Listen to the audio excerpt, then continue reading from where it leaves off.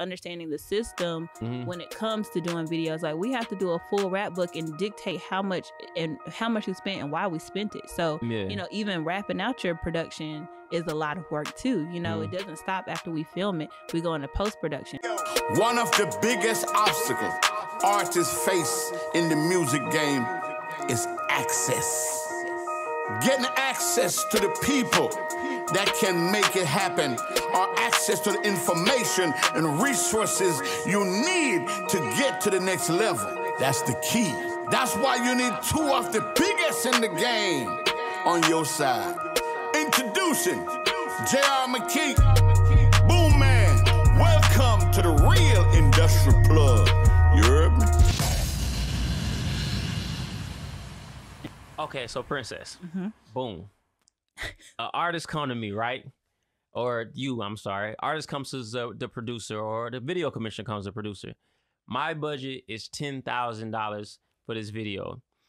How does that break down as far as the director gets X, the producer gets Y, we put X amount into the video? Like how, like what's a normal breakdown? Now, again, for a new producer, because I know Princess, she's taxing. But for a new producer, how would that break down? So when I'm building out my budgets, I like to, one, see what my director wants. Like I always ask people for their best and their worst. Like what do you really want and what are you willing to take? Yeah. Because I also want to make sure that people's hearts are in the right place when they're going into a project. I never want to hire someone who's like, gave me a discount, but is telling me the whole time they gave me a discount. You didn't give me no discount. You gave me stress. Oh my God. And I ain't got time for that either. So I ask the director and the DP what their rates are first and foremost and what's their bottom line. So I take those into consideration. Then after that, I start building out everything based on the treatment that's given to me. So say, for instance, you gave me a treatment and you like, I want to have this house party, but I want to have this red Cadillac outside with a bunch of girls and, you know what I'm saying? And then I want to do X, Sounds Y, sexy. so I'm thinking, well, how many girls you want? Right. Because that costs.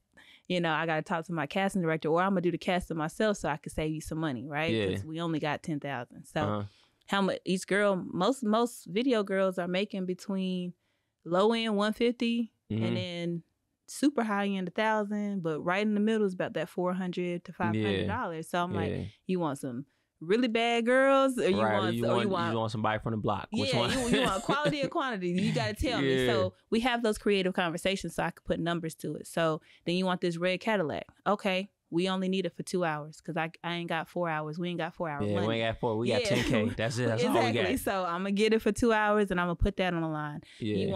You want a house party. So what kind of house you want? Do you want an upper middle class or you want a mansion? Because that's gonna dictate budget too. Right. So I have those creative calls with everybody, and then we start breaking it down. You know, because you may have said I want a mansion, and I don't want just a Cadillac. I want a Bentley or something instead. You know what I'm saying? Right. And then I take it down to you. I'm like, well, the Bentley costs, you know, $2,000 an hour. You know, you're like, ooh, I'll do the Cadillac. That costs $400. You know what I'm saying? So we start having those creative conversations, and then we make it realistic. What can we really afford?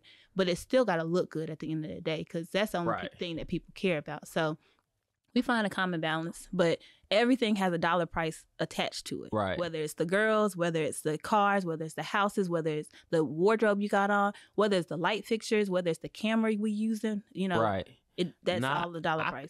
I completely, so let me ask you this. So like, how does the producer get paid? Like, are they taking a percentage? Are they having like a flat fee? It depends. Like when I first started, I was doing flat fees just because, and I was doing flat fees, honestly, depending on what we really had in budget.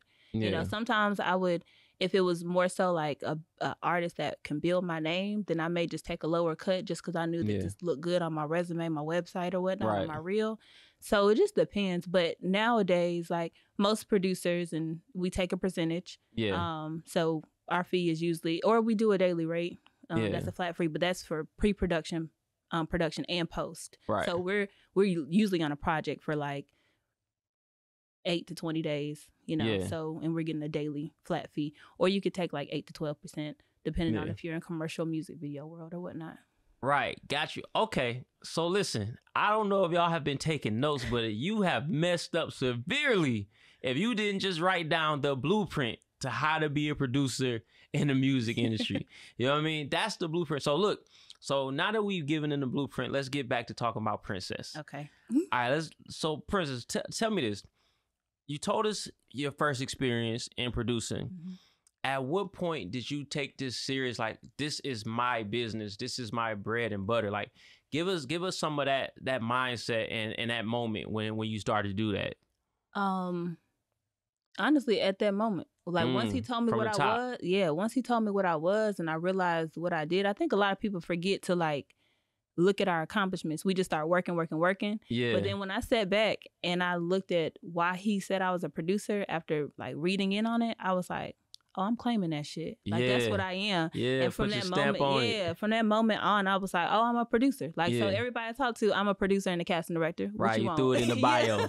Threw it in the bio. Literally. Producer / casting director. Yeah, and and then I took it seriously, and luckily I teamed up with this Afrobeats director named Patrick Ellis. He had just moved to the U.S. He just moved to Atlanta, and someone referred me. It was a makeup artist that actually referred me to him. And he's like the #1 shooter in Nigeria. I might need him. I think Manny Wells is on here right now. Oh yeah, Manny.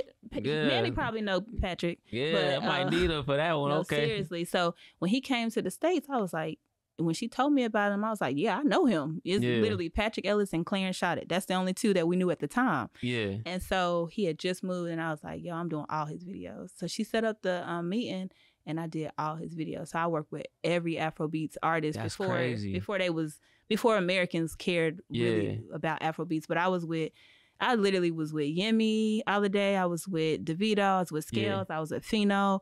Like all of these heavy hitters. Like I was doing all of their videos. Stuff. Yeah, and that's it's a huge diaspora. I'm saying that right? Come on, talk to me. It's a little something. Yeah, it's a huge diaspora in Atlanta. Like it's insane. Like I one of my ex was Nigerian, and so Wizkid had a concert, and this is like 2012. This is 10 years ago. Yeah. It was at Velvet. Velvet Room? Oh, it was at Velvet Room. Yeah. It was at Velvet Room. That's when I first moved to Atlanta. Yeah, like a couple years in. And so Velvet Room hold like 1,500, 2,000. Man, when I tell you the whole thing packed out, all Nigerians. People don't know. Singing Wizkid, word for, and it's 10 years ago. This is way for Essence, and now y'all know them. Exactly. But this 10 years ago, they singing Wiz word for word, 2,000 in that thing. Yep. So the diaspora is here. So you was working with all of them back then. Yeah, I was. And it was like, this is probably like 2015, 2016. Yeah. And it didn't pop until like 2018 when people started taking like notice of like, oh, it's cool to be African again. You know what I'm saying? Yeah. But I was working with all of them. And I'll tell my friends and I'll tell people, I'm like, yeah, I done posted this video. And they're like, oh, that's cool. It's colorful. Who is this? I'm like, y'all don't know, but these are people that I knew, I knew their music. I danced to it at every Nigerian party. So I was like happy about it. I was telling my parents and they still don't know what I do, but I was like, yo, I made this. Parents, tap into your daughter. Yeah. So, okay. So you working at, who was the first big person that you work with? In your eyes, it ain't gotta be in the world eyes. Like, who was the first person that you was like, yo, like, oh my God? Dang, that's a hard one. Cause I guess in the Afrobeats market, I would say Davido. Like once I had him in the video, I was like, okay, I've arrived. And then American, I would say, when I started working with the aunties and Teyana Taylor. Yeah. Like I worked with them for 2 years and did all of her videos and all of the videos she directed when she first started the aunties. So that's crazy. Like, so obviously we all know Teyana, a legend. You know what I mean? A living, walking legend. But before, I want to ask you one question because you sparked my interest a second ago. Okay. What would you say is the biggest difference between working with African Afrobeats artists and American? Like, as far as even how they treat you, like it's like what are the differences between those two on set? I think that with Afrobeats artists, I was their sister already. You know what I'm saying? Like, and it was a different respect level just because my last name. Yeah. So I think like they already just saw me as family. It was easier to infiltrate in that sense, where it was like, okay, and then the money was different too, because they the type to just carry it. And yeah, you're they like, just got it on them. Yeah, that's not what we do. I don't want to carry 10,000 in my hand right now. Can you put it in my bank account? So that was a little different. But and then the American artists, I think they had more people around them. Bigger entourage. I gotta let these crews go. Come on. Yeah, it was a bigger entourage, and it was also a bigger business structure too. You know, it was a couple more hoops that I had to go through versus me just being like, let me just text this person and just, you know. Got you. So it was more red tape with the Americans, more people around. But I think also it's because they, you know, they had like the record labels was already in place. Like, you know, they knew what they were doing. Like, and Afrobeats was still trying to figure it out at that time. So it was like, are you tapped in now to Afrobeats? Like super tapped in? So let me ask you, Nigeria wise, right? What's the main things? Like, how are they receiving their music? Like, are they big YouTube? Or like, how are they receiving? Like, you know, here we Spotify, Apple Music. What they have going on over there? So YouTube is big. They have different stations that still play. So, you know, like when we used to have 106 in Park and, you know, Fuse used to play videos from morning to night, and MTV used to really play TRL and all that. That's what it is down back home. Like they have, you know, countdowns and stations like that. Wow. But so it's a little Bow Wow over there somewhere right now. Yeah, definitely. I'm coming to sign you, little Bow Wow. Wherever you are in Nigeria, JR McKee is coming. I need that little Bow Wow check JD got. All right. But they're also very big on social. So like, because if you notice now, Afrobeats movement, like dancing is what drives it. So TikTok and Instagram Reels and all that stuff, they're really big on that side too. And of course YouTube. So I mean, they use all avenues, but I know dance has really helped Afrobeats grow. Gotcha. So and it's literally a cultural thing. Everybody got rhythm. Everybody know how to do some footwork. They must not got rhythm in Cameroon. I don't know. All right. So wait, somebody asked in the live, because we are live right now. Somebody asked in the live, can you kind of give us details on that red tape? And like you said, you had to jump through extra hoops. Yeah, so you have, you know, their day-to-day manager, you have their regular manager, then you have the rep from the label, then you have the commissioners. So you have to talk to all of them. And then after you're talking to them, then, you know, the commissioners get you over to who's going to release the funds to you. You have your contracts you got to go through. So it's a, you know, versus the Africans that had the 10 in the hand. They'd be like, all right, here the 10. You go. Take the 10, and if you got something left over, it's yours still. You know what I'm saying? So, you know, keep the extra, sister. Yeah, I'm like, even and even like, you know, just understanding the system when it comes to doing videos. Like, we have to do a full rap book and dictate how much we spent and why we spent it. So, you know, even rapping out your production is a lot of work too. You know, it doesn't stop after we film it. We go into post-production. Then after post-production, we got to rap, and then we got to make sure we got our money, you know, in the back end, because we're not getting paid the entire video price. You know what I'm saying? And I think you said you went to school for finance. So I went to school for accounting. Because this sounds like it involves a good amount of accounting. Yeah. I always tell people, like, when I first started learning how to produce, like, the number side of it, I always tell people I learned to get away from Chase. I don't know if you know who Chase Walker is, but he's Country Wayne's I know.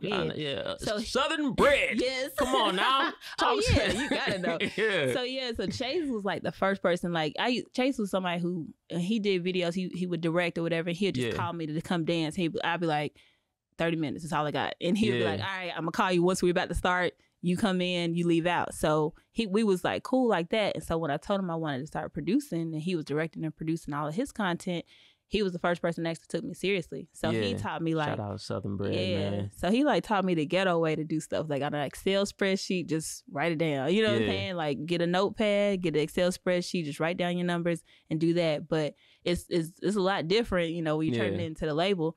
But that's how I got started. I was just like, all right, I'm just write this stuff down. Like, just account for every dollar. If I got a receipt, it's $81.41. Like, I'm going to account for every dollar and just make sure, you know, I could turn that in at least. Now, let me ask you, because you big business now. You know what I mean? You know what I mean? This is big business, right? So what type of help does a producer need? Like, who are you hiring? Like, who's your team? So in the production office space, you want to have a coordinator and a production manager, and then maybe like an office PA, production assistant. So that's what you want in the production office. And then, of course, you want to hire your ADs, and we hire directors and DPs and all that stuff. Hold on. Wait a minute. Let me slow down. Let's go back to The Office. Okay. Just give me like a one sentence of what each of those people do. So the production manager and the production coordinator. The production manager is going to help you manage your processes. So they're going to look over everything that you were doing as far as numbers, making sure that those are tapped in. Yeah. You know, if you got quotes that came in, they're going to make sure that they're communicating with our vendors.